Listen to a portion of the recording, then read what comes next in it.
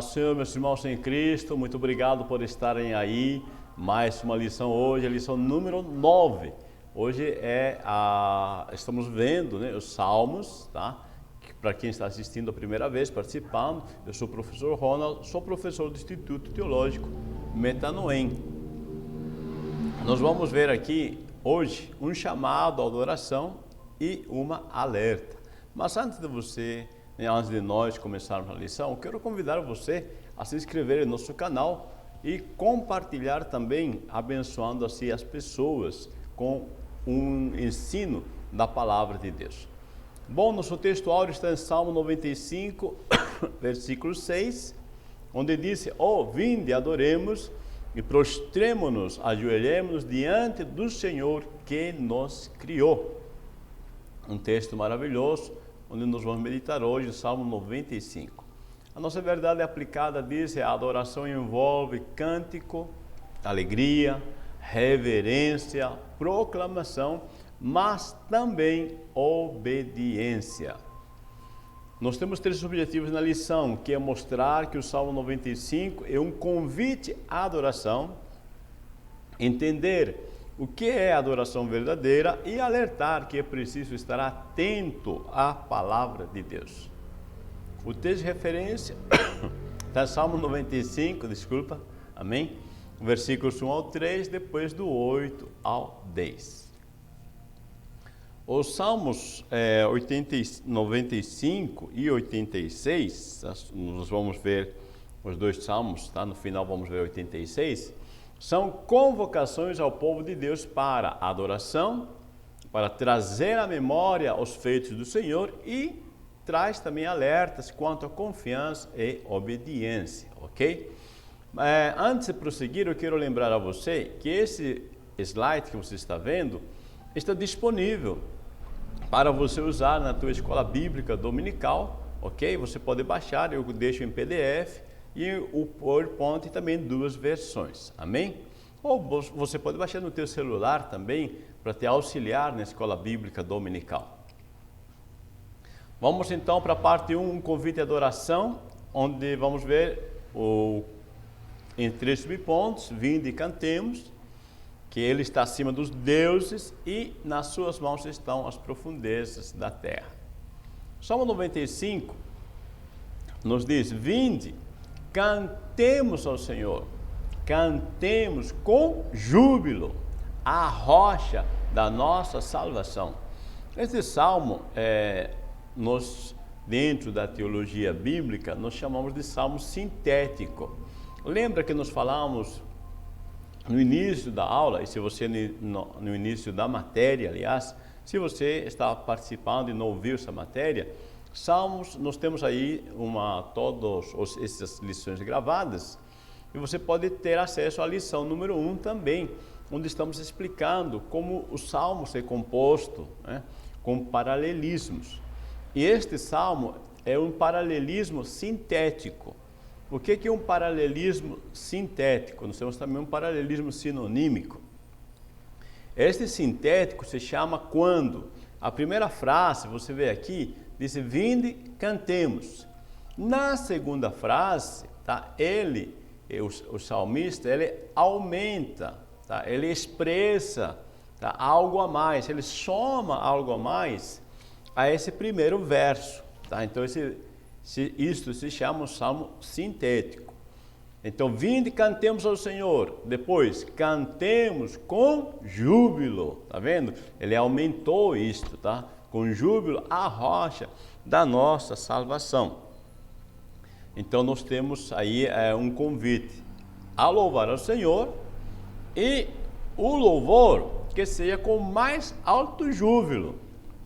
Interessante que essa palavra júbilo está dentro do contexto hebraico, é uma explosão instrumental e vocal. Olha só, é um momento onde as pessoas, os judeus, né, eles falariam com todas as suas forças, uma explosão, tá, vocal, né, um grito de júbilo, tá, e instrumental também, tá. Então, isso que ele disse, esse é o convite. É um convite para louvar ao Senhor, assim convida, né? Sabe, o pentecostal, né? Pois é, tá? É um convite assim, para adorar com todas as tuas forças, com o grito, literalmente, e os instrumentos. Amém? Ele está acima dos deuses. Diz assim o versículo 3 do Salmo 95. Porque o Senhor é Deus, grande e Rei, grande acima de todos os deuses. O salmista ele usa essa linguagem porque as nações em volta de Israel são politeístas, ou seja, eles acreditavam em diversos deuses. A palavra politeístas, justamente poli, é de vários no grego, e theos, né, é Deus, politeístas, vários deuses. Então, as nações em volta acreditavam em diversos deuses. E o salmista, ele diz assim, olha, o nosso Deus, o Rei de Israel, o Senhor Deus de Israel, é acima de todos os deuses. E é preciso se afastar de tudo aquilo que possa tomar o lugar de Deus. Tá? Então, é um convite para que os judeus, tá, não cheguem a cair na tentação de se desviarem desse Deus grande. Porque havia a tentação, tá, de ir atrás de outros deuses, porque os deuses das nações, eles tinham por objetivo satisfazer os desejos naturais dos seres humanos, das pessoas. Esses deuses que são criados por pessoas, tá, que com o objetivo justamente de satisfazerem seus desejos. E aqui o salmista está convidando para servir a um Deus que é acima de todos os deuses. Bom, diz assim, nas suas mãos estão as profundezas da terra. O versículo 4, veja, diz assim, nas suas mãos estão as profundezas da terra e as alturas dos montes são suas. Veja que aqui nós já temos um paralelismo antitético, né, que são opostos, tá? Nas suas mãos estão as profundezas e depois ele diz, e as alturas dos montes são suas. Interessante que o salmista está colocando, tá? Do mais baixo, quando está falando aí profundezas, é literalmente abismos, e as alturas, tá? Acima das nuvens. Então está dizendo que Jeová tem jurisdição completa. Não somente é Deus dos lugares baixos, como dos lugares elevados.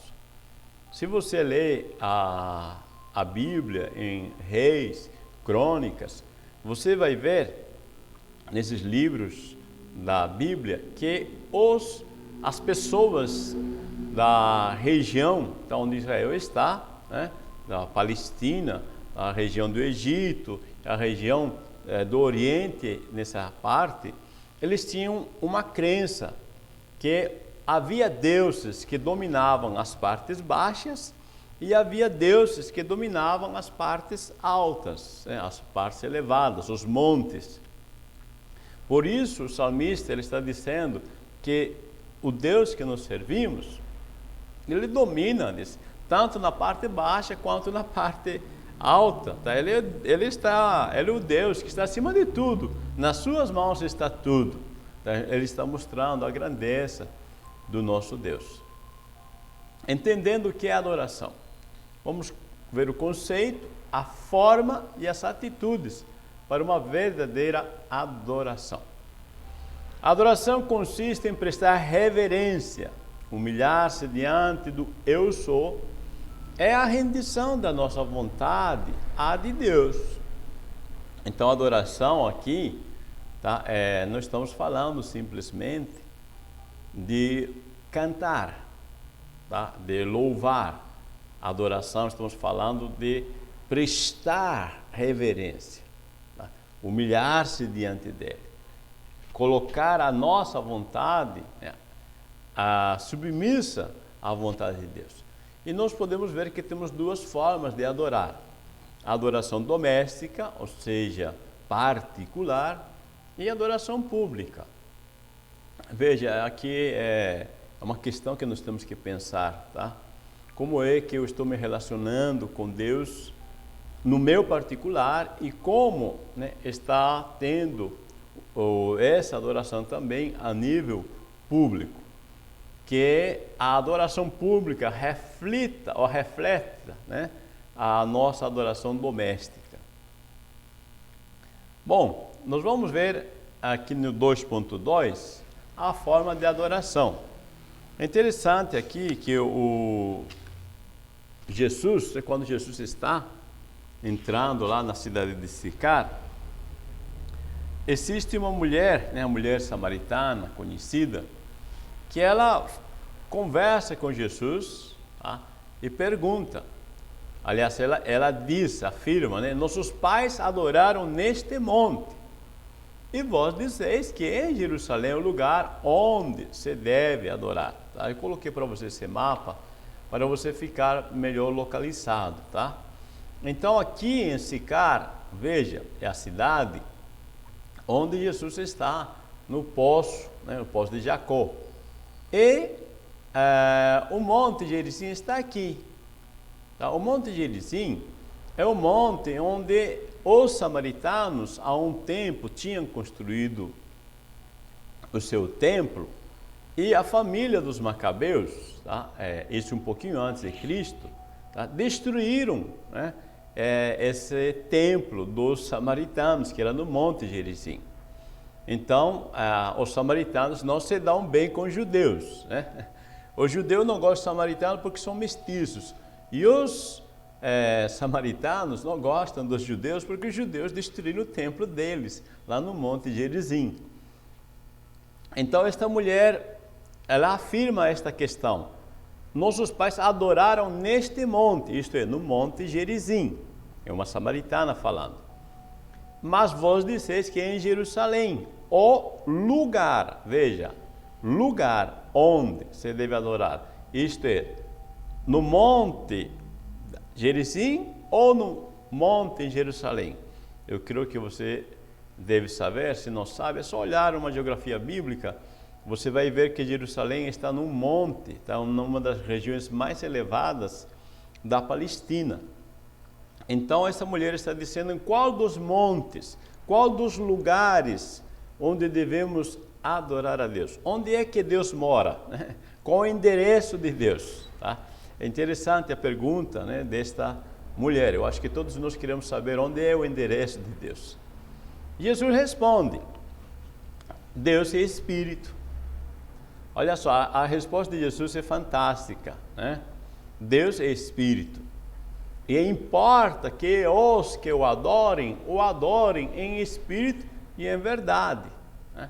Então Jesus explica para esta mulher, como Deus é Espírito, devemos adorá-lo a partir desta verdade e nesta dimensão, em espírito.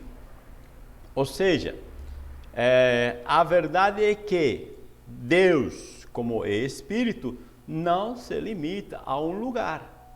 Não está em Gerizim, simplesmente, e não está também simplesmente lá em Jerusalém, nem nesse monte nem no outro, ele está nos dois. Ele está em ambos. Deus é Espírito, ele preenche todo o espaço e o tempo. Tá? Então, a onipresença de Deus, né? Jesus está dizendo, mulher, você entende, o tempo chegou. É hora de vocês, né, tanto samaritanos quanto judeus, tá, pararem de tentar servir Deus num lugar. Tá? Isso é um problema sério, porque quando nós nos acostumamos a servir a Deus só num lugar, num templo, vamos dizer, seja em Jerusalém, né, seja em Gerizim, né, se nós nos prendemos a um prédio, a um templo, a um local, saindo do local, parece que Deus ficou no templo, parece que Deus ficou lá. E por isso as pessoas têm facilidade de pecar na rua, em casa, né, em outros lugares, que não é o local de adoração. E Jesus está dizendo que um verdadeiro adorador, ele reverencia Deus em todos os lugares, em todos os lugares. Então, vamos adorar a Deus em espírito e em verdade. É isso que Jesus está explicando para esta mulher, tá? Mais uma vez, voltando ao slide anterior, não é no Monte Gerizim, não é em Jerusalém, simplesmente não é ligado a um lugar, mas sim reconhecer que Deus é Espírito e adorá-lo conforme isto, ou seja, em qualquer lugar. Amém? As atitudes para uma verdadeira adoração, ter uma vida de oração. Quando falamos vida de oração, nós queremos falar de uma vida de relação, tá? Relação, diálogo contínuo com Deus, a comunhão com Deus. Nós estamos falando vida de oração, de estar de joelho dobrado simplesmente, mas sim de estar em comunhão, conversa contínua. É claro que temos que ter um momento assim, que nós estejamos mais no particular com Deus, mas a vida de oração, né, como Paulo disse, orar sem cessar, tem que ser uma vida de relacionamento. E meditar na palavra de Deus. A palavra meditar, isso também eu acho que nós falamos na lição número 1. Meditar dentro do hebraico é hagar. Hagar é um termo que se usa para gemer de prazer, tá?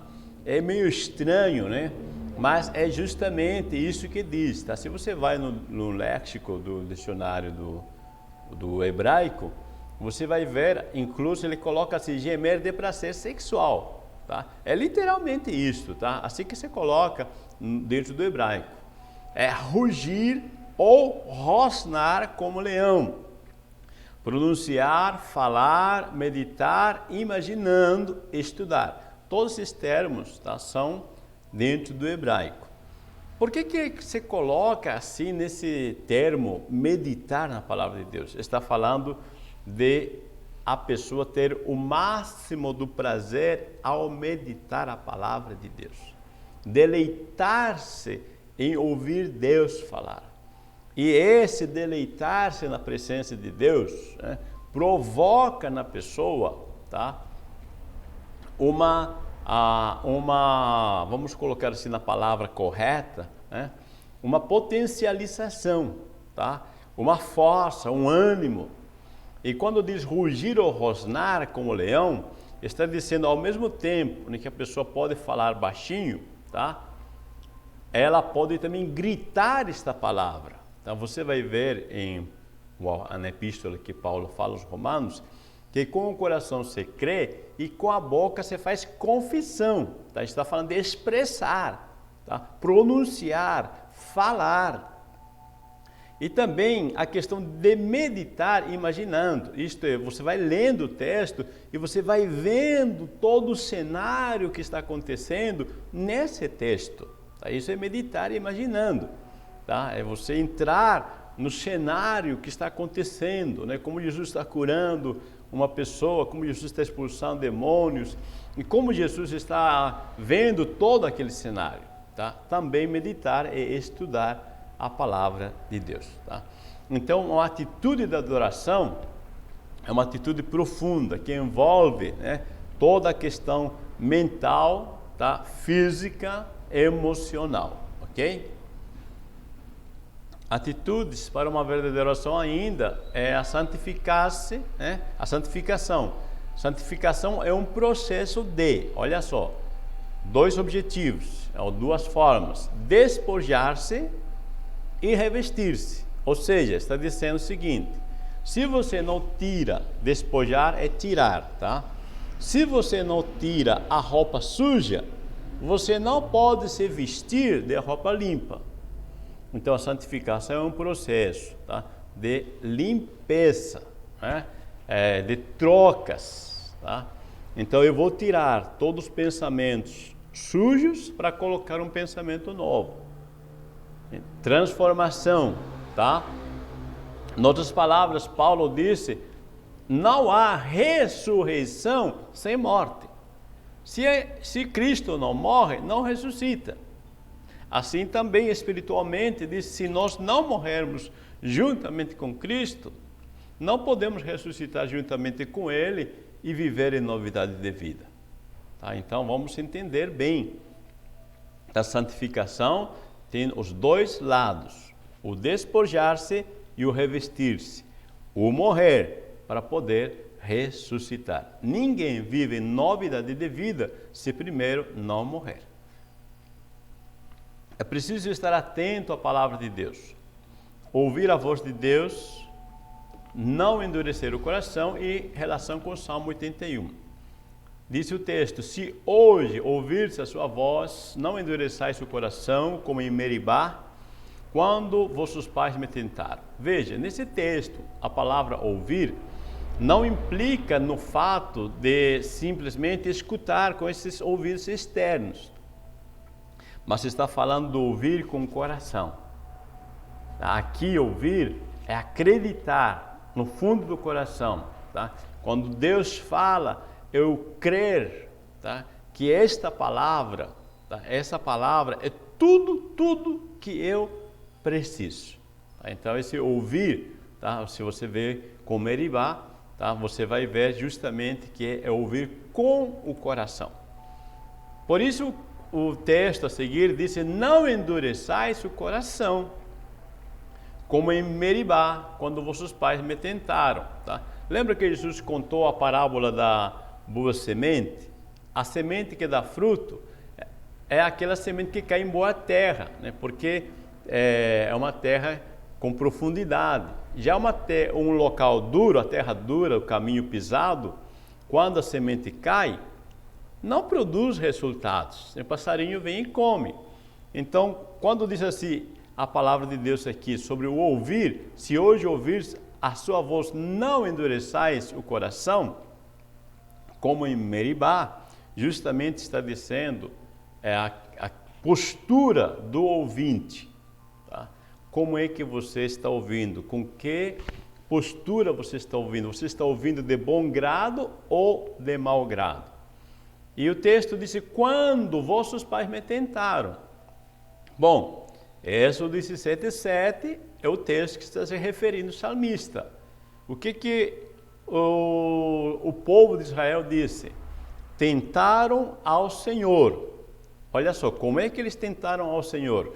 Dizendo: está o Senhor no meio de nós ou não?